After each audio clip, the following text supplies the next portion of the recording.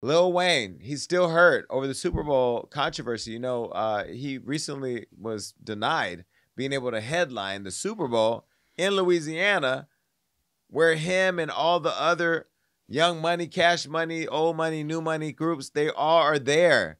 Like, and they should have performed, but you know, Jay-Z decided, well, look, Jay-Z, I don't want to promise. Oh. While hosting his annual Lil Louisiana, is it Louisiana? Lil Louisiana Fest in New Orleans. Oh, Louisiana. Oh, like Lil Louisiana. Louisiana. Come on. Let me get it. Lil Louisiana. Mm. I see what you did there. Fest in New Orleans. Lil Wayne, again, opened up about feeling hurt by not being selected to headline next year's Super Bowl halftime show in his hometown. Now, in September, Jay-Z... Do you think TikTok? In September, Jay-Z's Rock Nation and the NFL announced that Kendrick Lamar, as the headliner, would be performing there and that Lil Wayne would not. And this is for Super Bowl 59, in case you're wondering. Now, this is happening in New Orleans, where Lil Wayne is from, and a lot of people felt like this is hometown, home court. He should have been able to be front and center performing all of his hits, while others say he's lazy and, you know, whatever, his performances are a little lackluster, or he's late, or, you know, he's a diva. Well, I'll say it. Allegedly. I like Lil Wayne. Every time I see him, he's lit. Well, at the time, several social media users were split on the decision, arguing that Cash Money and or No Limit artists should have been tapped for the big gig. A few days later, Lil Wayne eventually spoke out and had this to say. First of all, I want to say forgive me for the delay. The delay on, just the delay. I want to say I had to, first of all, I had to get strength. I had to get strength enough to do this without breaking. I must say thank you. I must say thank you to every voice, every opinion, all the care, all the love, and the support out there. Your words turned into arms, and it held me up when I try to fall back.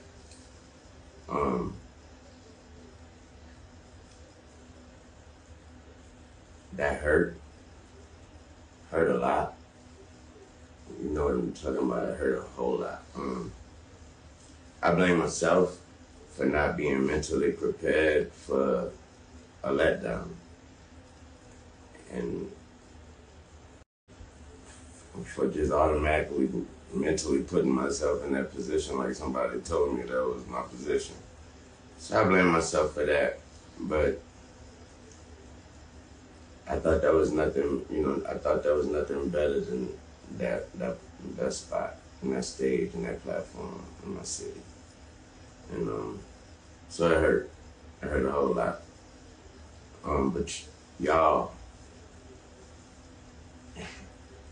are fucking amazing. It made me feel like shit not getting this opportunity. And when I felt like shit, you guys reminded me that I ain't shit without y'all. And that's an amazing reality. So, like I said, it broke, and I'm just trying to put me back together, but my God, have you all helped me. Thanks to all my peers, my friends, my family, my homies on sports television, everybody repping me. I really appreciate that. I really do. I feel like I let all of y'all down by not getting that opportunity. But I'm working on me, and I'm working. So, thank you. Well, 2 months later, Lil Wayne hosted his annual Lil Louisiana Fest in his hometown and again grieved over the loss of opportunity, claiming that it was ripped from him. Listen. You know,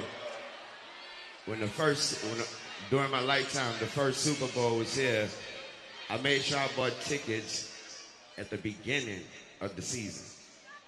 And you know, I did the same when I moved to Miami, and I was wishing my team make it, and guess who made it that year? The motherfucking Saints. I was able to give my mama that suite. She was able to bring my family and other people from New Orleans, and they had a fucking ball. that moment I said to myself, I want to be on stage for the Super Bowl one day in front of my mom. And I worked my ass off to get that fucking position, and it was ripped away from me. But this motherfucking moment right here, they can't take that, man. They can't take that from me. Ladies and gentlemen, make some noise for yourself for being amazing. I don't know what to tell you. I mean, they're not going to let you perform. I understand that's painful. You have to grieve and move on. And maybe there'll be another year to do it. I think this would have been the best year because you're in your hometown and you clearly have worked. I mean, you're known as one of the greatest rappers of all time, and you worked your way up all the way from being a little kid. And we've watched you grow up over the years. I remember when you were little Lil Wayne, for real. Mixtape Lil Wayne. I don't understand how we got here.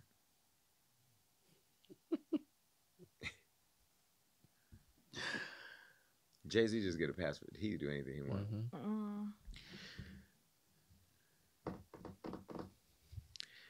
Wayne, I'm sorry this happened to you.